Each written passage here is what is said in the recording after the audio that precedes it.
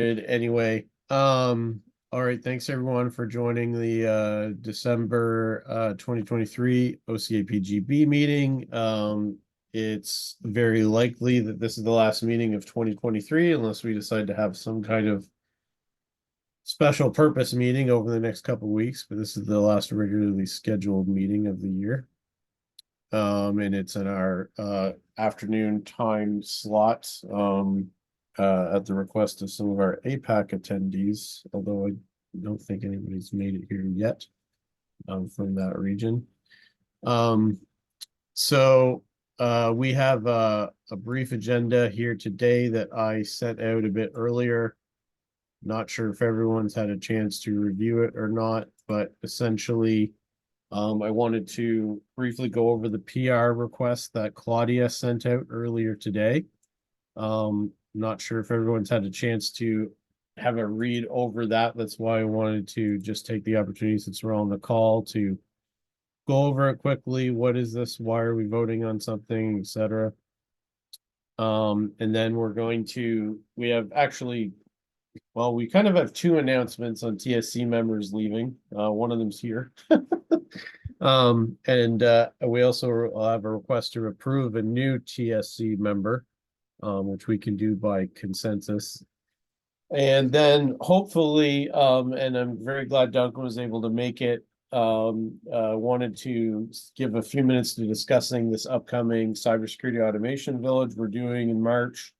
Make sure everyone in the PGB is aware of it, trying to raise awareness of that and figure out what we can do as a governing board to support, and then any other news and updates as required. So did anybody else here on the call have anything specific they wanted to discuss that I didn't cover? No. Okay, hearing that.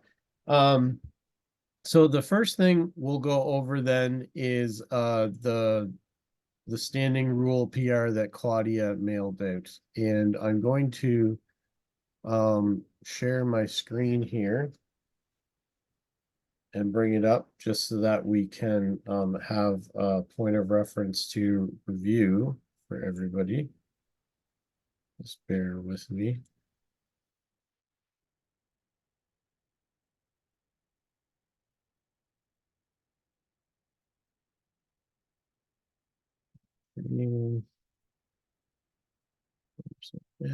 All right. And this is actually the conversation, sorry. Where is the change itself? It's standing rules. So what this change is a merge request into the PGB governance to adopt a couple of standing rules that, and by the way, there are some other Oasis Open projects who are adopting similar standing rules that are going on right now. So this isn't specifically to the OCA, but we have discussed these previously in some of these calls. Essentially what this is about basically encouraging PGB members to attend the PGB meetings and to allow business to continue in the case of persistent absent members. So what this means is if there's a member of the governing board who doesn't attend a sequence of meetings in sequence, and I believe it's 3. So if they miss 3 meetings in a row, their voting will then no longer count towards quorum on ballots and issues.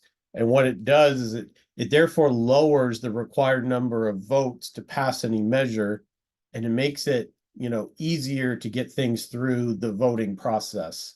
So this is for, organizations and individuals who haven't been able to attend meetings for a very long time and aren't actively participating in the group. Hopefully this will encourage them to participate more. I mean, that's what we all want.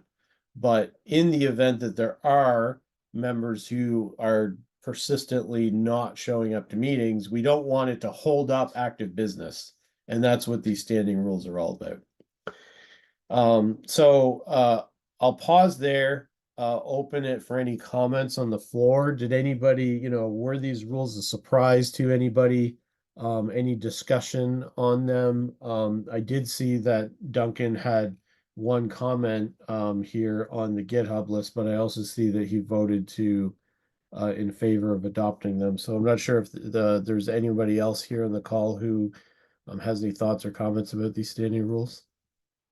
They seem reasonable for Yeah, I read them this morning. It makes sense. All right, perfect. So I do have my hand up. Oh, you do? Oh, sorry, I can't see that because I'm sharing my screen. Okay. Go ahead, Duncan. So they were a little bit of a surprise, not in concept, because I was in on at least some of the discussions, and conceptually I agree with them. The sort of going from the first time I saw the text to the vote is already open in under seconds is process-wise, I would have preferred the ability to comment on the actual wording prior to it going for a vote. So I'd rather do this than not do it. So I went ahead and voted yes. But if I would have had a chance to comment on it, I would have suggested 2 minor changes based on my own personal experience. One of which is I would have the 3 meeting, you don't lose your rights until 3 meetings. I'm fine with the get your rights back. I would have made it at the beginning of the second meeting. So you actually got to vote at the meeting you attended, as long as it was your second meeting in a row. I would have made it so it's slightly easier to get back in. And I also would have changed the leave of absence, which is another one of the standing rules, such that email activity did not disqualify you. I think the way the leave of absence of the TCs is written and the way that this one is written discourages participation. Like, for example, I'm going away on vacation.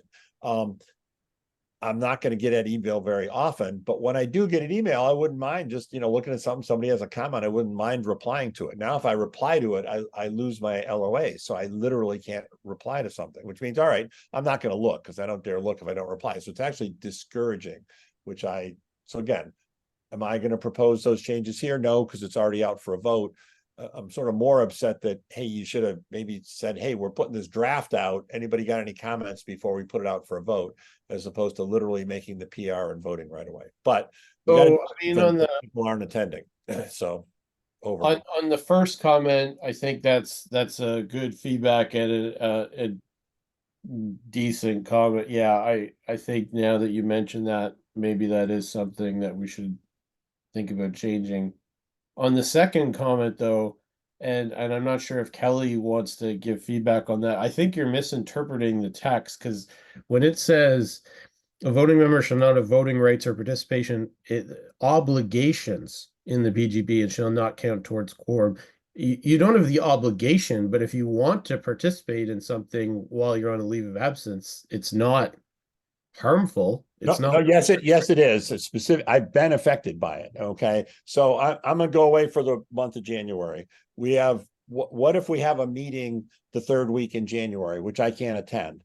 Normally I would, if we didn't have this tighter rule, I'm not sure what I'm going to do now, but with this tighter rule, I actually don't do the leave of absence or I do the leave of absence and then don't look at anything, because if I do the leave of absence for my actual days being gone, Christmas to the 3rd week in January, and then, we pull into port for 1 day and, East Funguis, wherever we're going, and I actually get internet service, I read some email and I reply to the email and I just say, yeah, I agree with you, I disagree with you, whatever.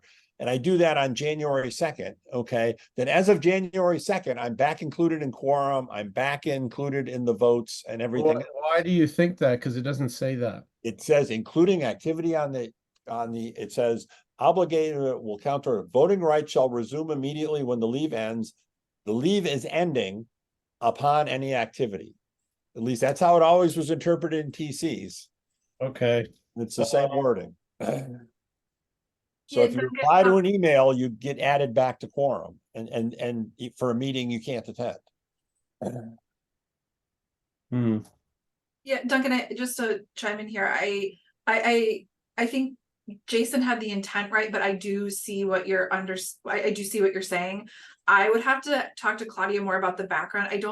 I totally get where you're coming from. I'm not sure that was the intention, but I'm making a note for her on this when she's back in the office tomorrow morning, because I'm not sure that's what it was trying to achieve when it was written. Well, and I don't think that's what they were trying to achieve when they wrote it way back when on the TC, but that is how it's written and that's how it has been interpreted since.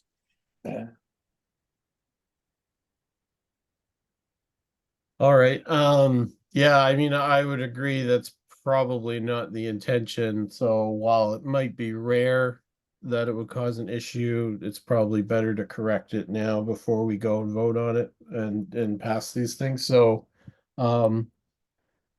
I'll suggest what we should probably do. Let's go and get the comments into GitHub and maybe I don't think it's a big deal to, for example, push the vote out, right? We could just push the vote out by another period of time, another to be able to deal with the comments. So we could just add 3 more days to the voting period, I imagine. So we'll talk with Claudia about that tomorrow when she's back. Does that sound good? Yep, thank you. All right, any other thoughts or comments about these rules?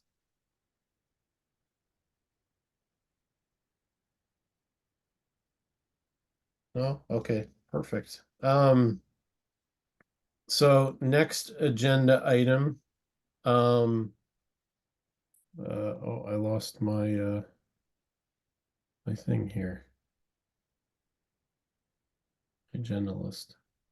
Next, oh, the TSC members. So a couple of announcements. So first announcement, Danny Elliott's going to be leaving IBM at some very short period of time, couple of weeks, to go on to new adventures. We wish him all the best. As a result, however, so he was the main TSC member for the stick shifter project. IBM has put a request basically that Azam be appointed the TSC. He's essentially going to be the new person in charge of stick shifter from the IBM perspective. I know Azam personally, I definitely vouch for him as well. But the TSC sits at the pleasure of the PGB, so we have to approve him. We can do that by consensus, so we don't have to have a formal vote. So I would submit the motion that we approve Azam as the new TSC representative for the stick shifter project. I'm not sure if anybody wants to second that motion. I will second it. Thank you, Rich.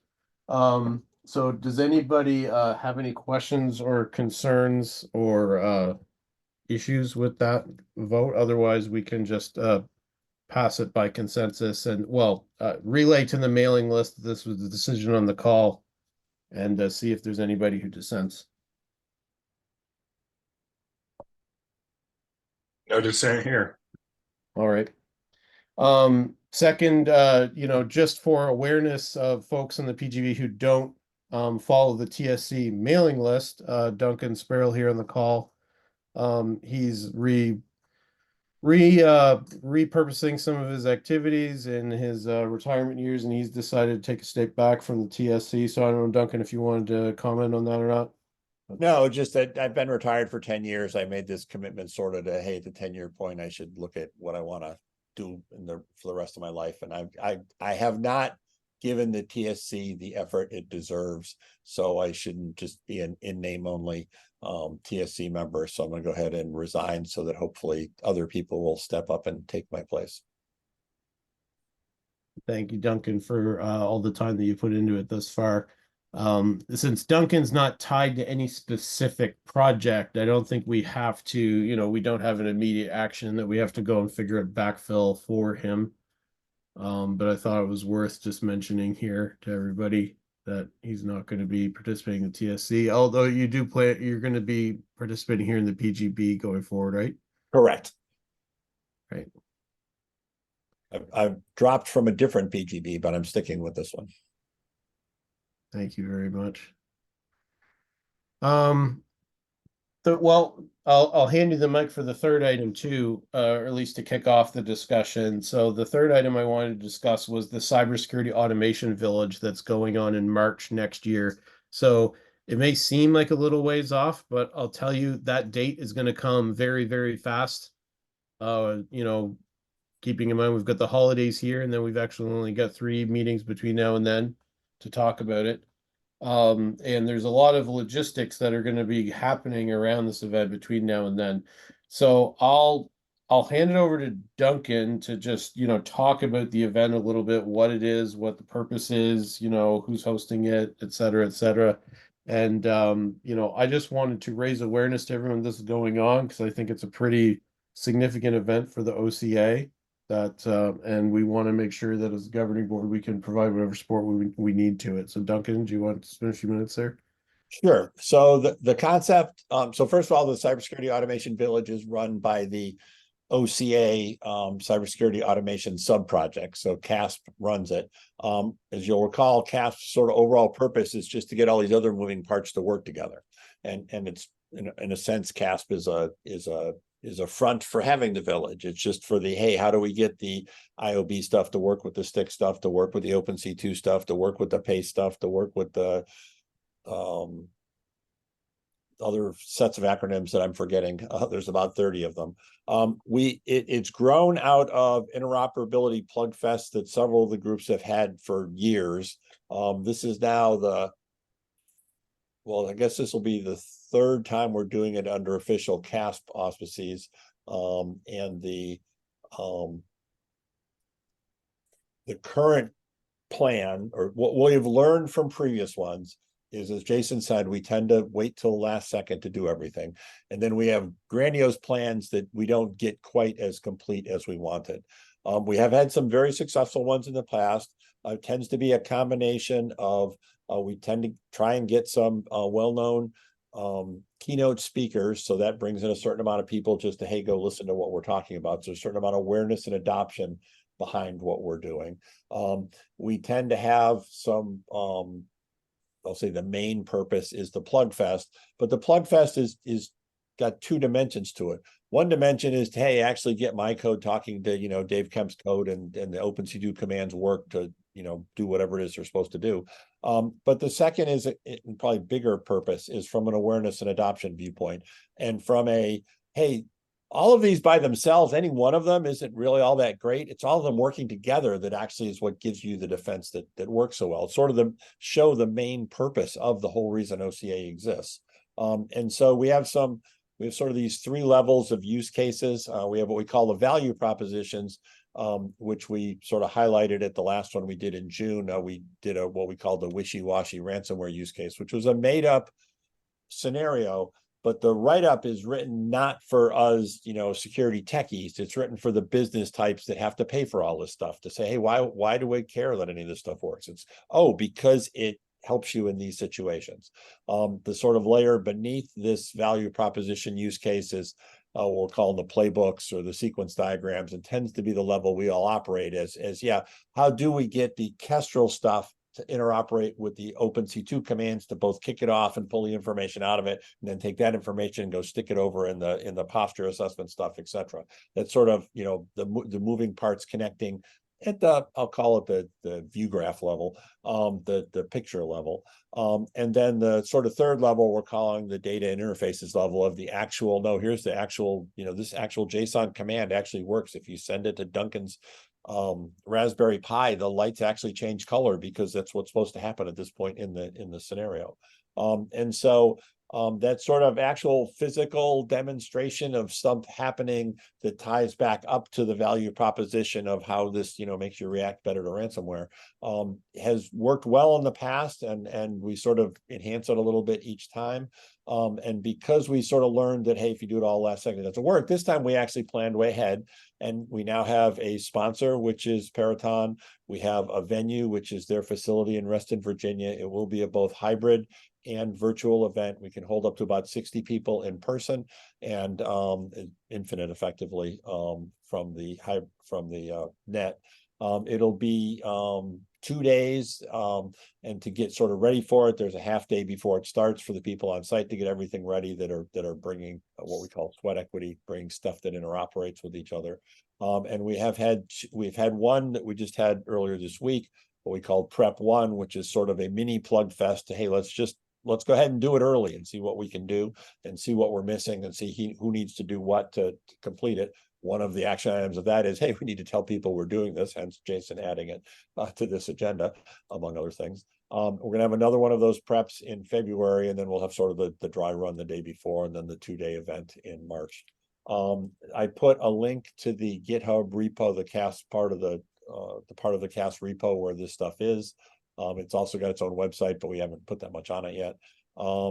And the ask of all of you that aren't already involved, some of you were at the meeting 2 days ago, so I know you're already involved. But for those of you who weren't involved, is to get you involved, because if you're on the PGB, if your company is involved in the OCA enough to fork out some money and get on the PGB, you probably have stuff that probably somehow could play in this, and we could increase the awareness and adoption of your brand as well as the OCA brand if you guys put in some sweat equity of however your company fits into whatever it is that OCA is doing. And then, it's a chicken and egg issue. Each company is going to be a different answer. But, as Fractal Me, I'm putting some stuff in. Vaz is putting some stuff in. Jason, I assume you're putting some stuff in. No, I didn't see you on the sweat equity list, but etc. Yes, we will definitely be, I mean, so one of the things that I'm trying to figure out is we want to provide a lot of support to the event. So we're trying to figure out like what is needed. And I've asked that a couple different times.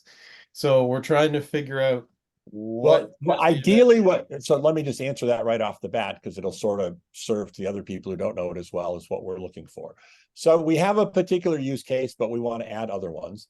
The use case that we have shows off particular projects because, hey, I wrote the use case, so it shows off the stuff I care about. And as Fractal stuff all fits into it fine. So one ask is, so what does your product do that has something to do with anything in the OCA? Okay. And if it's got something to do with something in here in our work, how can we fit your product into the actual what we're going to show? And then you help us actually show that. Right. I think there's that definitely, like what are you bringing for your product or project, right, to the event? The other part of it though, I'm trying to sort out, and there might be others interested as well, is what Pat is trying to do. So there's another aspect of this I'll just spend a couple minutes on, and that's Pat Maroney from AT&T. He's a cast member, and he's very interested in trying to figure out, as part of the workshop, but also beyond just the workshop, how do we create this thing that we've talked about for years, which is some type of an environment or lab where products can come and test their stuff, test their wares, like, something where, for example, someone could go in and run Kestrel commands or stick shifter commands or whatever other OCA project, OpenC2, MQTT server, things like that. So we're going to need all that for this event anyway. But the question he's asking is, so first of all, can we get sponsorship to run the infrastructure and maintain this lab for the event? And can we perhaps even maintain it after the event on an ongoing basis to help with some of these projects? I'm very interested in that. I'm interested in exploring it and trying to figure out, what is the ask? Because if the ask is reasonable, I think it can definitely be achieved. But we've got to figure out what we're trying to ask. All right, so I'll say a little bit more on that. So Patrick's coming at it from a different direction than I am, although they're both valid directions. So again, a piece of history. When even prior to OCA being formed, back when OpenC2, which I'm the co-chair of, had just an OpenC2 interoperability plug fest, because at one of the predecessors of this, we had a very senior government official as one of our keynotes. And he basically said, hey, all you vendors who I spend trillions of dollars on, you really should support this. Google actually stepped up and said, oh, okay, here is, I forget how much they gave us, I'll say 10K worth of Google Cloud Platform resources for the next time you run this. And so the next time we ran it, we did use that. Now, we've done that several times since. They've since sort of fallen off the radar and don't actually fund this like they used to. Although we're still asking them again, but they haven't coughed up yet. So one of the things Patrick's trying to do is basically institutionalize that in-kind donation of cloud resources as well as sweat equity from, you know, everybody participating to basically stand up the resources to set up this. So since Google doesn't do it anymore, to just use an example of particular projects. So I used to stand up my Blinky Twinklies, the quad block quiz game on Google Cloud, basically at Google's expense. Now they don't pay for it anymore, so I pay for it. So I will have quad block quiz and Twinklies and other things and the OpenC2 test stuff that various servers I've brought to previous versions of these. Basically, I'm just paying for myself. And I'm doing that, but certain other projects that, again, in the past put their projects up on, you know, put some open source, I think they even had a taxi server up, I don't remember, up on these Google Cloud resources. Those other companies are no longer saying, well, you know, I was willing to give you sweat equity. I'm not willing to give you actual dollars to go pay somebody for some cloud resources, because part of it is the pure logistics of figuring out how to do that. So if we can get donors to donate the resources and other people just get to use them, is sort of easy. To get people to pay money to pay somebody else to do it has historically been an issue, but Patrick's vision is to try and either get the in-kind donations, get the Googles, the Microsofts, the IBMs, people who have cloud resources to donate, to allow us to use some of their resources to host on, or to get Cyware or anyone else on this call to say, all right, but no, we won't do that, but just here's, you know, 10K or 5K or some amount of money to go towards the resources. And there's a chicken and egg issue there, is because how many people are going to put how much stuff on depends a lot on, you know, what's there to begin with. You know, could we use $1,000? Sure, but it wouldn't go very far. Could we use 5K? Yeah, it might even cover this current event of what people are currently planning. But as soon as you say you have 5K, 40 other people come in and say, oh, I want to, I wasn't going to pay for standing up a taxi server to run sticks on, but since you're doing it, I'll now help with that. So Yeah, I mean, sizing it is hard. That's what I'm, you know. yeah, I mean, so my opinion is, and the reason I'm poking on this is I feel like we should be pursuing more the latter, because the former is too restrictive, right? I'm much less worried about trying to convince specific cloud providers than, like, let's quantify the dollars and then anyone can provide the dollars. So that's comment one. I mean, the other is, like, it doesn't cost 10K in infrastructure to run an event for 2 days. I'm sorry. It's in the hundred, like, it'd be lucky if it was $1,000. Right. So that's why As I'm I said, saying we've got to- 1,000 might cover at least what I have in mind for March. But Yeah, so that's why I'm saying shouldn't- we got to quantify, right? If but we you can got to figure out quantify what you're we're actually going to asking- put in, because what I have in mind isn't what Patrick has in mind. Right. So we've got to figure what we're asking for in order to move forward. That's all I'm saying. Jason, this is where it gets hard, because it's a collective ask. So I know what S-Fractal needs to handle quad block quiz and the Twinklies and a couple other things I have. All right. So because I'm already doing it. So I know what it takes. I just get them to pay and get any of you to pay instead of me paying it. But what does Cyware need out of this? And if you say, well, I need a taxi server and whatever, then okay, then you help figure out what it takes to put one of those in one of these clouds and what it'll cost. Yeah, I mean, You can't do that. I don't think that vendors should. Yeah, I mean, this is probably deep in the weeds that we have to talk about in CASP itself, but I don't think that vendors should be getting a free ride in this infrastructure. To me, this infrastructure is for the open source OCA projects. It's not for whatever Right. cyber. Well, Like we're gonna bring maybe I should have said, CTEX. I was trying to be more generic. I'll say what Jason wants to bring then, as opposed to what Duncan wants to bring. I know what Duncan wants. Everything I'm bringing is open source, and I know what I want to bring, and I know it'll cost to do it. Yeah. And the list of what people are bringing is the sweat equity list that's currently there. That's pretty light at the moment. It's got what I'm bringing, and it's got what the NSA and HII are bringing. So there's not much there. So we need all of you to say, here's what I want. I wish that we need someone to say, I wish there was a taxi server set up so I could do sticks, this way or that way or whatever. As Right. opposed I mean, to- we have to go fill out. I have to go and fill out what we can provide, right? So we can provide sticks, taxi servers, threat feeds, et cetera, anything to do with sticks and threat intel, we can provide that really easily, and we will. That's our plan. So we just gotta go and put it on the page, and I'll do that very soon. Well, and that's what we need everybody to do. So that's what the ask is at this meeting is to get the OCA, to get the sweat from the people who care about OCA to fill out what they need to do this. Right. So I don't know. I mean, I think that is a decent ask. The other side of this, the reason I wanted to make sure we call it on this meeting is just, please, folks, do whatever you can to increase awareness of the event in your organization and outside your organization. Because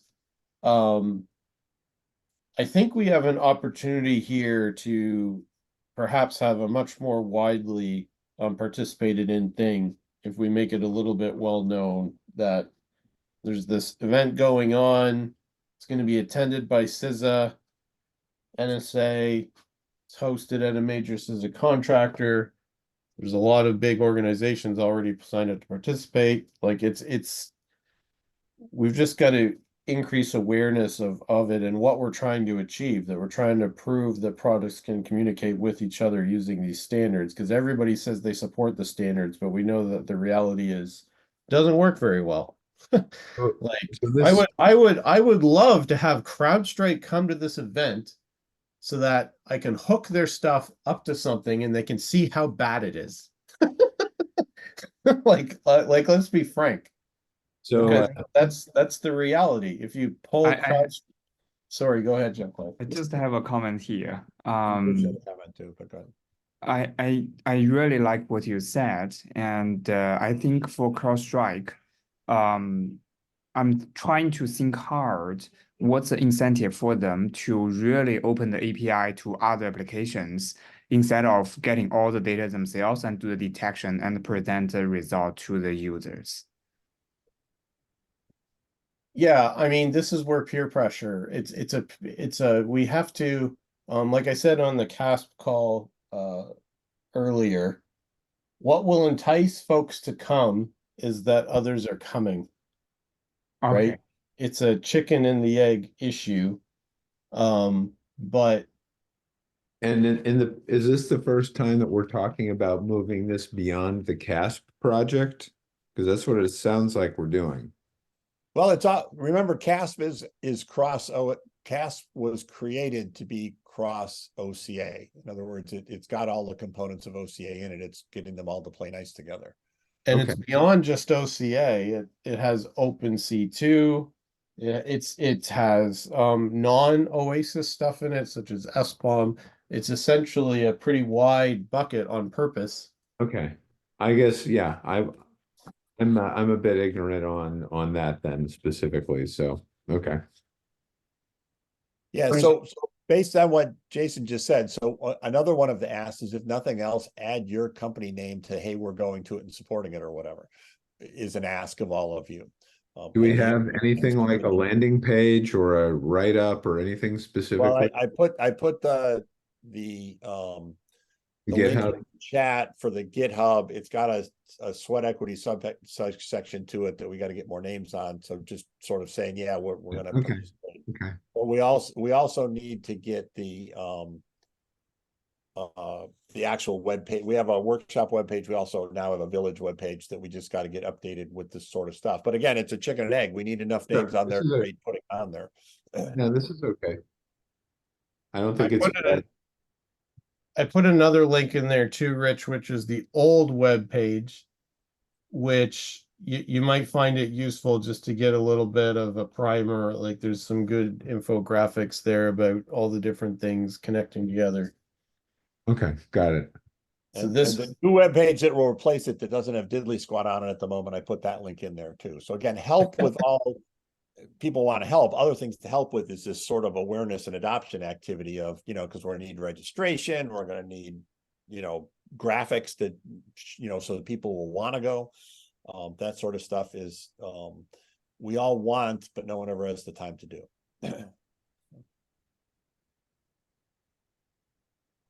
Yep, definitely part of the chicken and egg is it going to be worth my time? Who else is going to be there? Yeah. Well, so AT&T has already announced that it's basically going to tell all its vendors they better go and say what they're doing there. So Patrick has been fairly evangelical there, which is good. You say they have when The you say people they with the have money to announced do it. So when you what's say that? they have announced when you say they have announced, is this like something public or is this just like No, they're still just going to individuals who okay. going to when their vendors come to them, or when, not even them because it's a big company. When vendors come to Patrick says, "Hey, you going to this thing? Why not? Why don't you do these interfaces, etc." So Yeah. that sort of evangelism is as opposed to being from the vendor side, is from the procurement side, and that is helpful.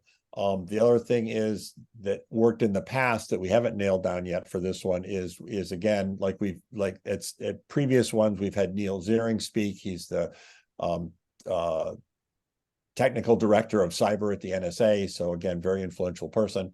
So when he says, hey, I want you guys doing this, the whole Beltway jumps, to his tune. So we do need to the Peraton people are actually trying to line up the director of CISA to be the keynote. I don't know if they're going to be successful at that. If they are successful at that, that's like a no-brainer. We're going to have everybody who wants to is going to be on the virtual link for this thing. But I don't know if they can pull that off. We might have to go with someone And for a 2-day kind of event, how do you run a virtual link for interoperability testing and some presentations? And it seems like that's kind of a production in itself. Or is the virtual element just limited to how has that worked in the past? Well, so, and again, it's been evolving. This will be the first full hybrid event since COVID. The most recent one in June was a hastily thrown together quickly to tie to another event CISA was holding out at USC.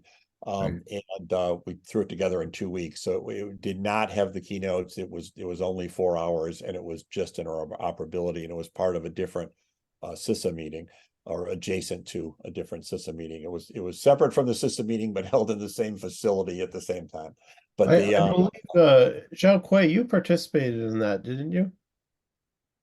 But I was going to say the one before it was part of Borderless Cyber, and we did a full day event.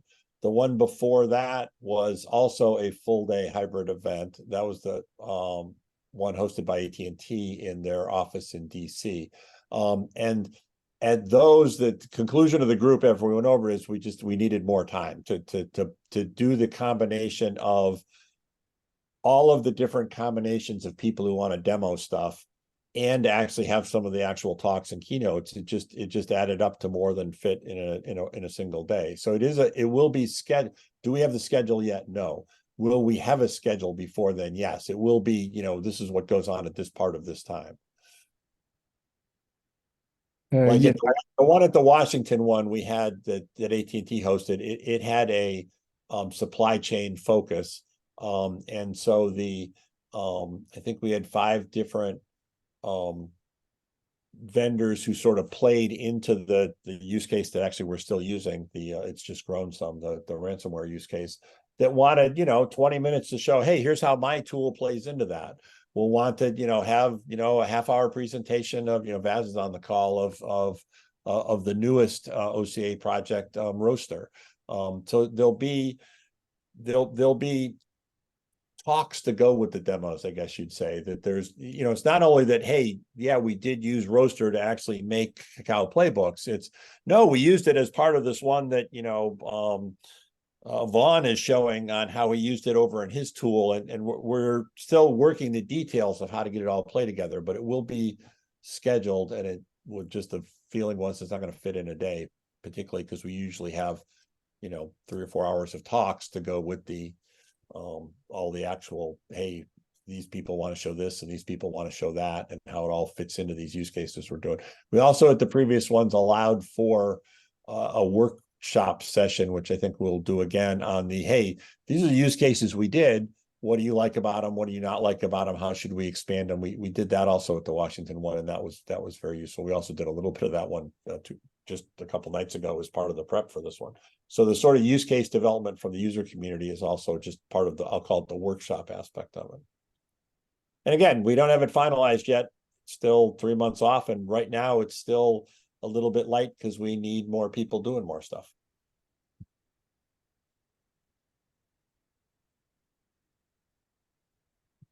So I think, so I wanted to raise awareness of it here. I think it's important. I think it actually has the potential to be an even bigger event this year than the one that happened a couple years ago. So for a couple different reasons that I mentioned. So that one we had 100 virtual participants on 5 continents from I think 14 countries, and we're hoping to beat that here. Yeah, and I'm hoping the in-person event's gonna be, waiting list.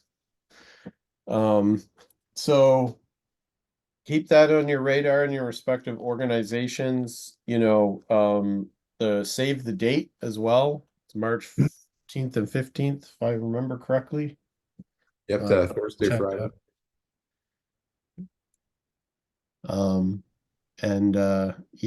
When we get back together in January, we can discuss it in further detail. And I don't know if CASP is going to meet between now and then. I hope so. To continue to work through this, what are the asks logistics piece. 'Cause I think that's also an important part of it. So, all right. Those are the main topics that I wanted to cover on the agenda, if I'm remembering correctly. So did anyone have anything else that they wanted to bring up for the PGB in this call here before we close business for the year? Do we have any other anything Zhao Kuei from the TSC that the PGB needs to be aware of? Any outstanding action items or anything? Not really. I think we are adding several new members from new project and also replacement of people. So I think I don't have anything besides that. Yeah. Okay. And Vaz, the roaster project, everything's going good there. There's nothing we need to be concerned with. No, all good, all good. Okay, perfect. All right, if no one has any, oh, sorry, go ahead, Rich. Yeah, I just got one thing. We talked about it in a previous call. Again, Mark was part of the conversation about updating kind of a master graphic we have with OCA that we've used for events on the big pull-down banner that Jane has had, and I volunteered some graphic expertise here from IBM to help do an update to try to have it be a bit more professional. And part of the discussion is around, I think the banner we have looks like, honestly, to me, it's kind of confusing in terms of what it's trying to accomplish, but we were thinking might be good to have something a little simplified that could represent kind of all the OCA technologies and where they fit. The one we have now, I think, also aims to include a bunch of other technologies that are open standards that are within the realm of what we do. And I don't know if anyone other than maybe Duncan or UJK could actually speak to why all the logos are where they are. And and so we have, again, a top-notch professional graphics person on my team, Kristen Benz, who I'm glad to make available to help update this. So it's a little bit of a side project, but I think if we come up with something, it's something we could use a graphic in presentations about OCA and kind of try to, in addition to event type of things. So Yeah, that's I recall you John. volunteered. Oh, sorry. Yeah, I was going to say, it came about because it was a video that I made years ago of a particular use case of how does this stuff work together that they Right. then wanted to make a graphic from that then it's evolved over time. It could definitely use some work. So Good, but idea. I need help, and graphics people need help on, what we're trying to accomplish and the right things and everything. So is that something I could set up a call with you, Duncan, specifically, and Mark and JK, just a side call to try to get your input on that? Yeah, definitely. Yeah.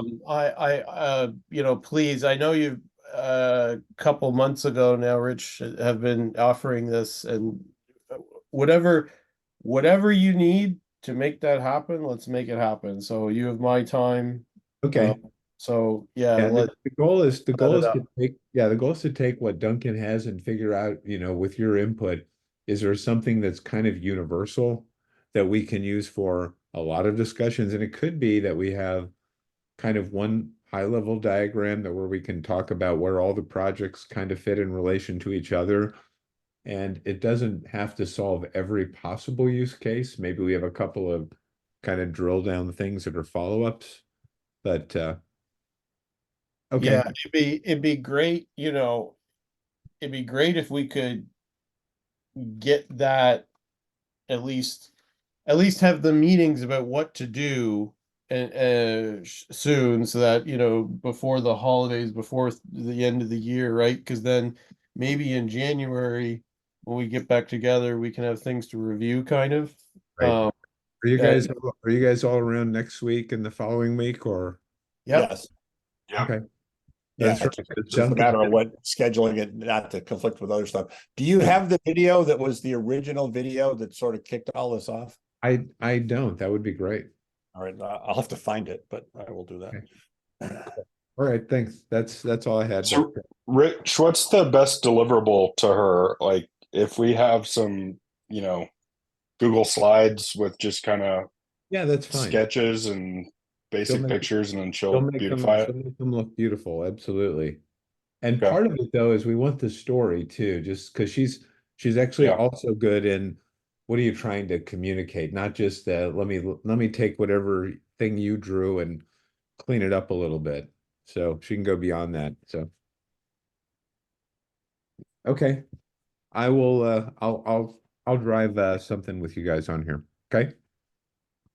Yeah, sounds good. One thing for me, I'm trying really hard right now to figure out who in Palo to talk to about joining OCA, maybe rejoining Oasis in general.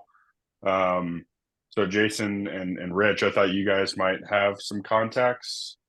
You should talk to Mike Spizak. Is he doing standards kind of stuff there?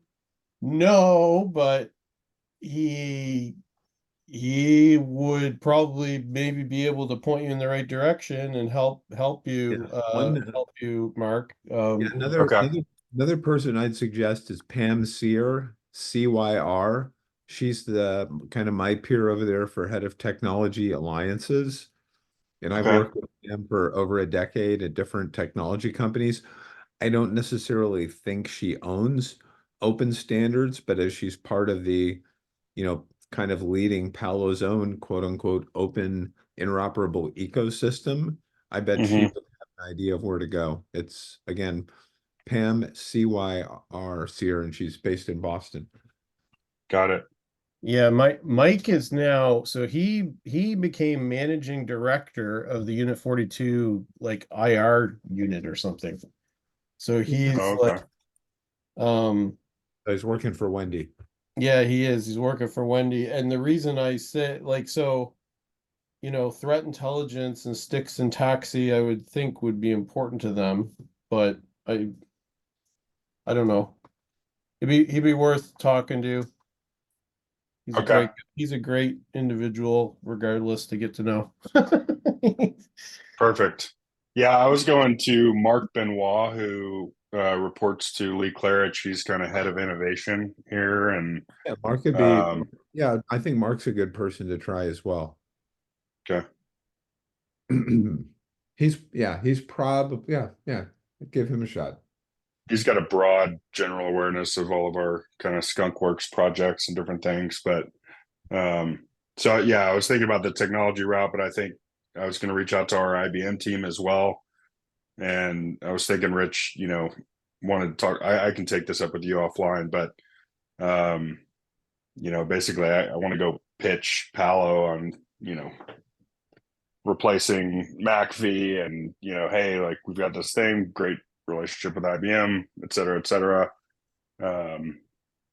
See what I can shake loose. Boz is mentioning a name in the chat too. I'm not sure if he mentions Leor Kalnick. He worked on Cacao and SOAR. So he's former Javisto. Okay, great. Okay, cool. What was that name? Leo? It's in the chat, Lior, Leor Kalnick. Oh, I see it. Okay, I got it. AOLNK, yeah. Awesome. Thank you all. Of course. All right. Well, thank you all. If I don't talk with you specifically, have a good holiday season and we'll all reconvene in January. Great. Happy Yep. holidays. See you, Happy everybody. Bye, holidays. everybody. Thank you, everybody. Bye. Happy holidays.